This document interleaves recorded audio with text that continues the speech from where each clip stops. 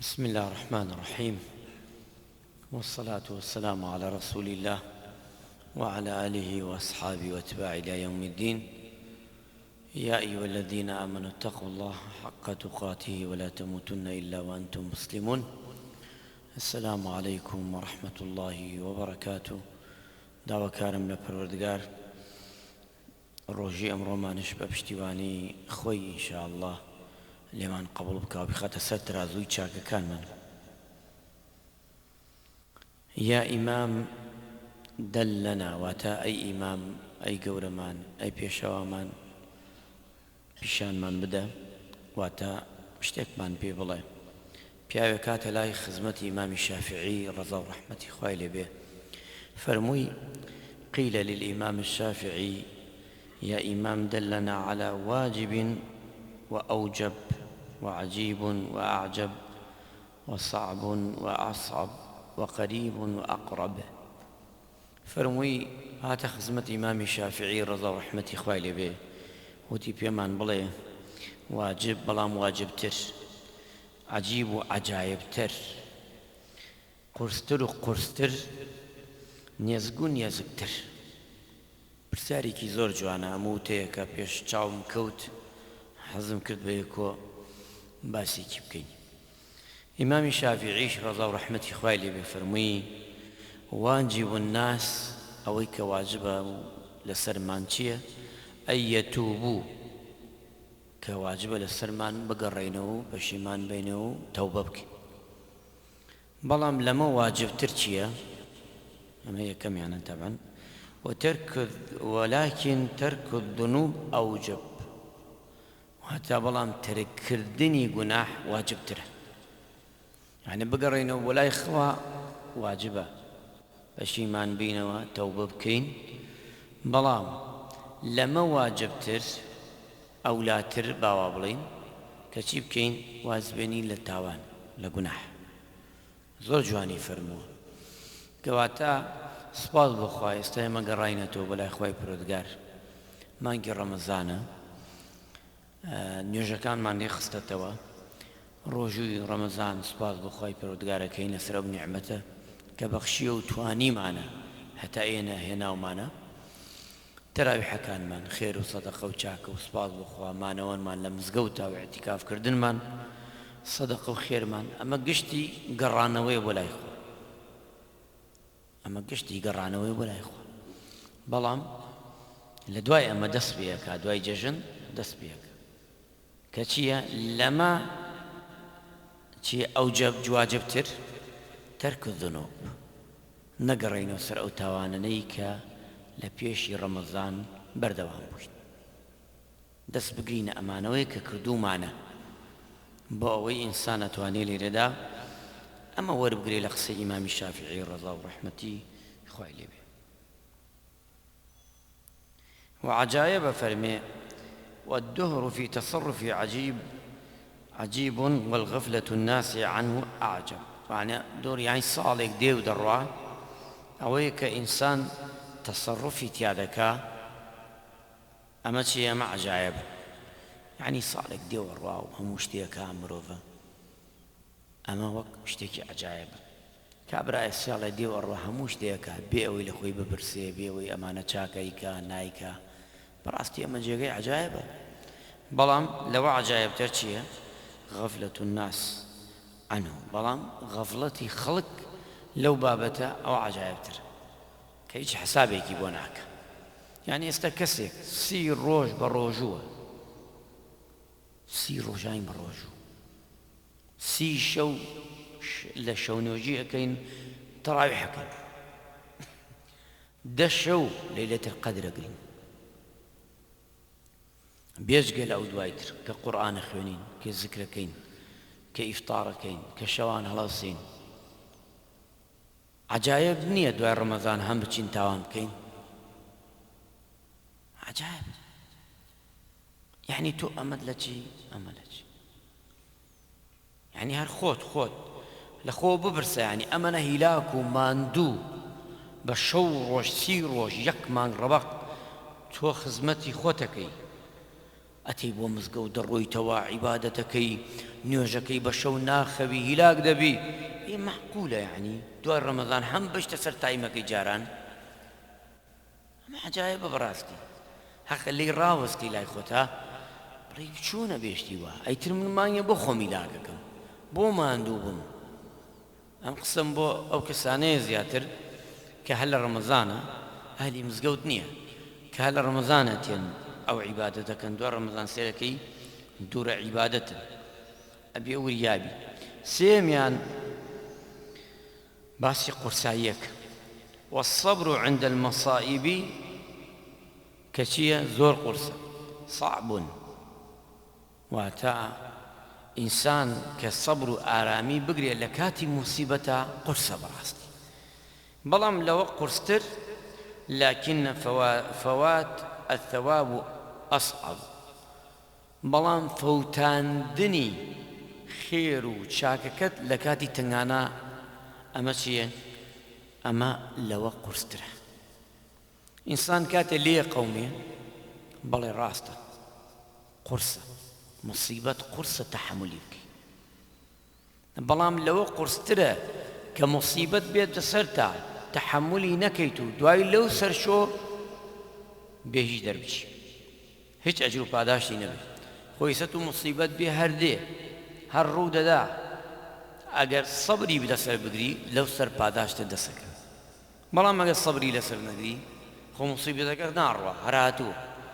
بلام لو قرستر اوه كخير باداشتك دستك امام شافعي زور جوان بيكاويتي يعني قصيك توانين بلين بعالتون منسيتو بوي اقدار مانكاتو لفرق يودوانانا كواتا انسان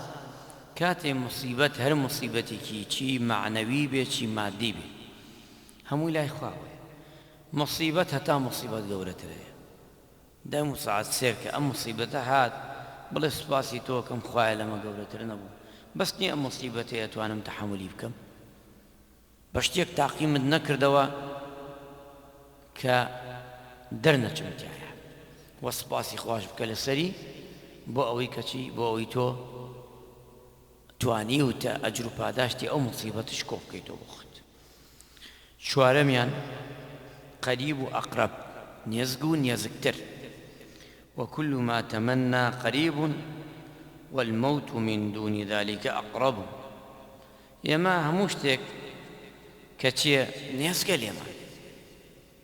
يعني هموشتك زور تمنى يكين نيزق بيلمان هموشتك أو حزمان ليتي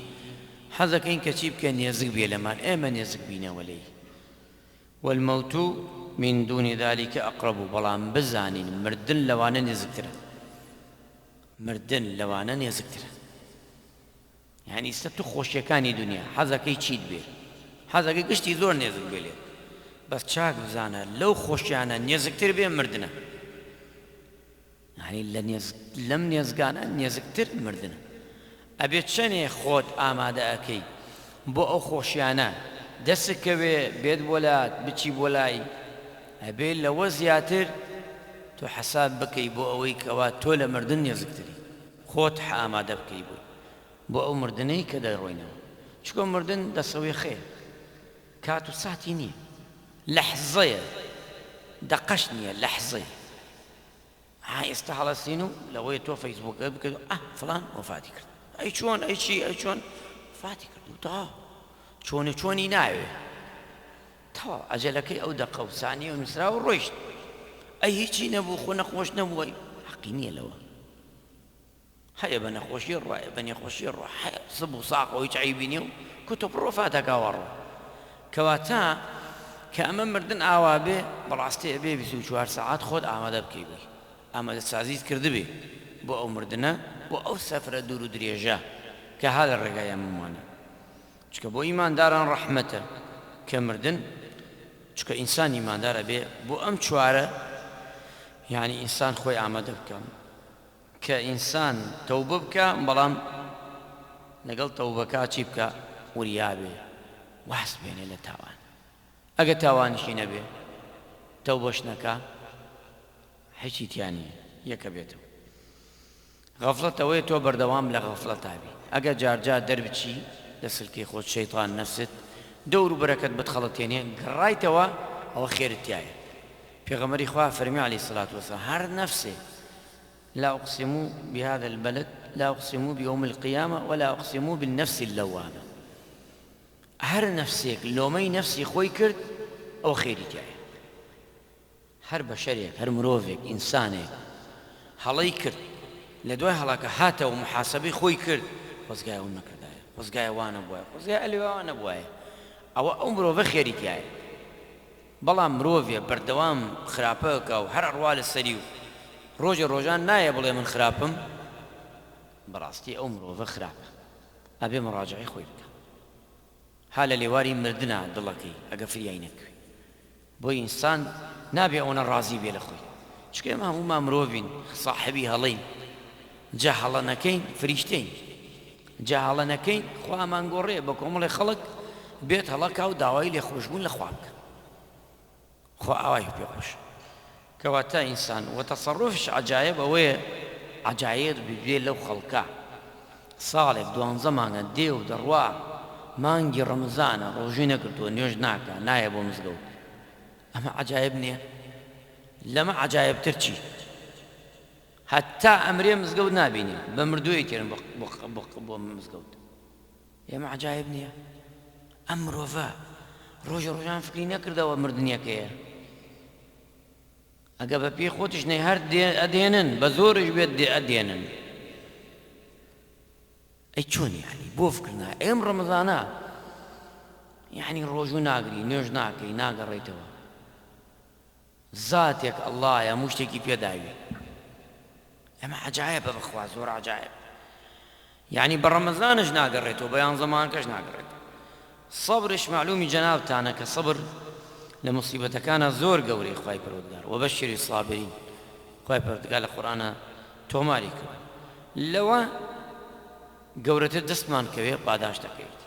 و مردنش ئەوەی کە باسمان کرد لە خزمەتیەوەدا خوای گەورە ڕەحمان پێ بکە لە کاتی مصیبەتەکاندا لە کاتی خۆشیەکاندا لە کاتی ناخۆشیەکاندا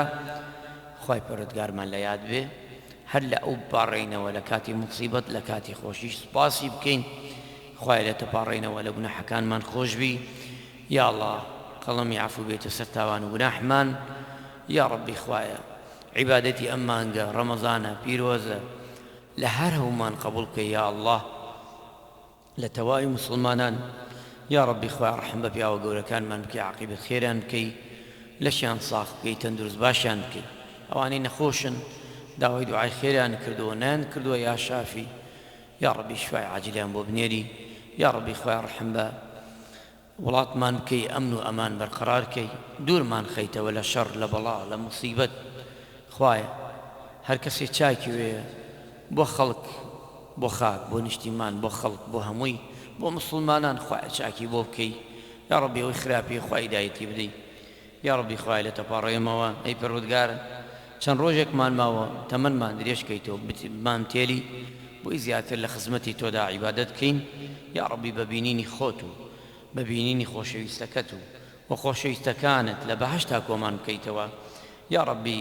بە دیداری پێغەمبەری خوا لەسەر حەوضی کەوسەر شادمان بکەی ڕەحم بە دایک و خوشکانمان بکەی بە خێزانمان بکەی بە مناڵەکانمان بکەی عەولادی ساڵحمان پێ ببەخشی ئەگە هەشمانە خوایە ئیسلاحی بکەی ساڵحانی بکەی خۆمان و ماڵ و مناڵمان لە موسیبەت دوور خەیتەوە یا ڕەبی هەرزانی بخەیتە وڵاتمانەوە یا ڕەبی هەر موسڵمانێ هەر گەنجێ هەر خوشکێ هەر ئافرەتێ هەر پیاوێکی عەزیز هەر کەسێکی عەزیز هەر نیازێکی پاکی هەیە لە دڵیدا خوایە بۆی جێبەجێکەی آمين آمين والحمد لله رب العالمين وصلى الله على محمد وعلى آله وصحبه أجمعين والسلام عليكم